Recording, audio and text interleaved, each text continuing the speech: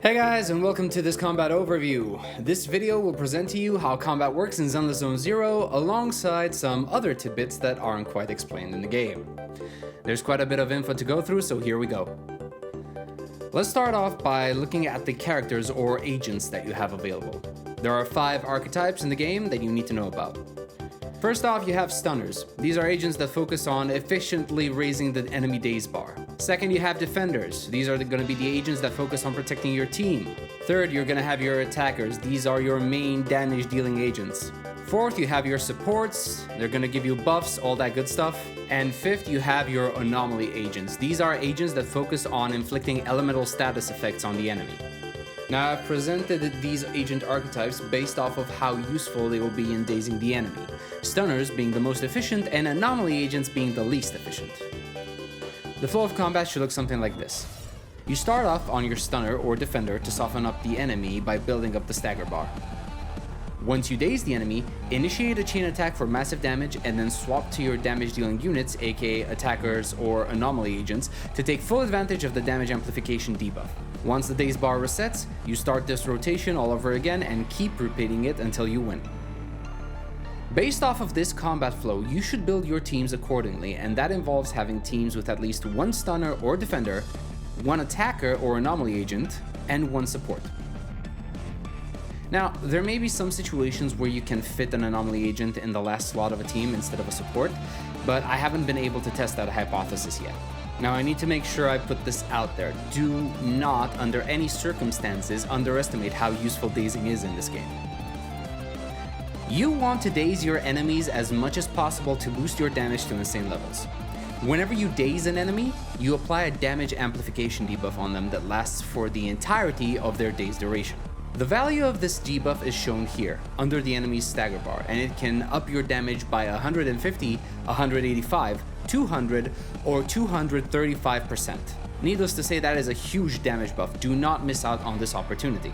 As mentioned before, you also want to daze enemies because attacking them while stunned will allow you to trigger the chain attack, which allows you to deal more damage than with your normal combos and skills. Alright, we're going into a bit more detail regarding agents. So each agent has their basic attacks, a special attack, an ultimate, a core passive, and a team passive. Basic attacks are self-explanatory. You keep mashing your attack button and you'll do your basic combo. Special attacks are shown here and have 2 states. When the icon for the special attack is gray, that means you don't have enough energy. Energy is shown up here underneath your agent's health bar and is only used to power up your special attack and not your ultimate. You can still use the special attack even without energy, but it will be a weak version of that skill. With enough energy, however, your special attack turns into an EX special attack. It will consume a certain amount of energy and unleash the full power of that skill. Now, generally, you will always want to use the X version of a skill since the benefits vastly outweigh that of your normal skill. Your ultimate can be used only when you gather enough decibels. Once the number reaches 3000, you'll be able to use one, I repeat, only one ultimate.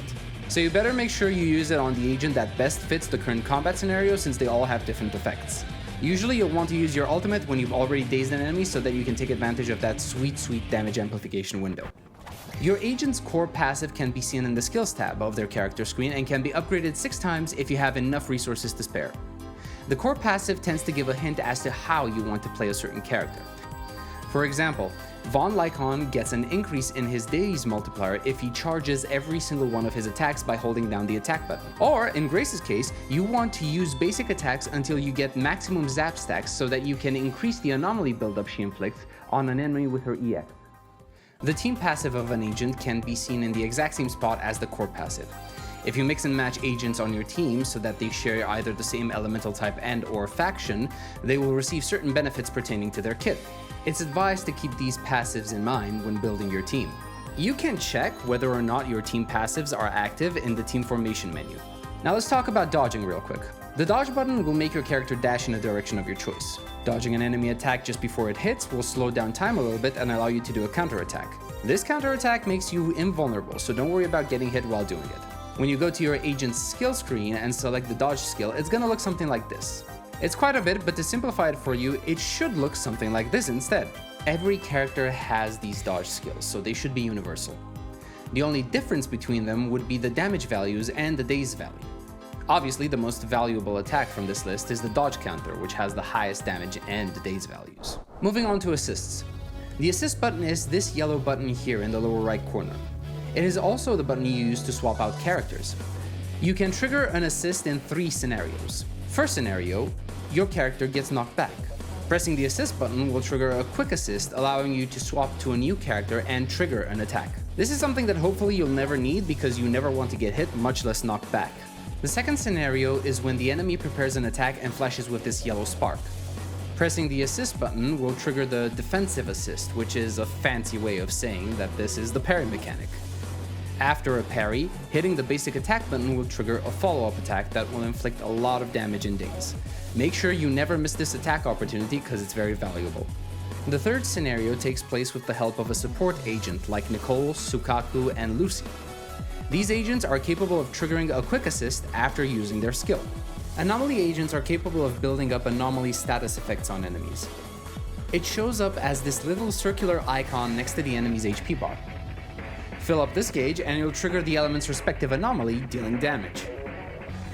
If you trigger an anomaly state on an enemy and then build up and trigger a different anomaly state, you will trigger that element's anomaly state but also another special anomaly state called disorder. So let's say you first trigger a shock state on the enemy. You deal damage, then you follow up and you trigger a burn state. The burn state will deal its damage accordingly, but will also trigger the disorder state, dealing bonus damage. So it's kind of like a 3-for-2 deal. Some agents may have character-specific resources like Nicole's bullets or Grace's zap stacks. These resources can be found right underneath your active character's profile picture. If you're looking for buffs that your agents are able to provide, you will find them here under your energy bar. Last thing I want to mention about combat is that there are hidden inputs in the game.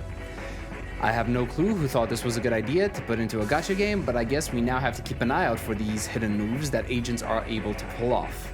The only agent I know of as of yet that has hidden inputs is Nicole. In her case, you can use her EX to charge and fire a black hole that lasts on field for about 4 seconds. Simple, right? Well, if you charge up that EX skill and then rotate your joystick full circle, this happens. And you're maybe wondering, Vince, it looks like it's doing the same thing. Why would I care to do this? Well, there are 2 reasons. First, if you're close enough to the enemy when charging up her black hole, you can deal damage while you're charging.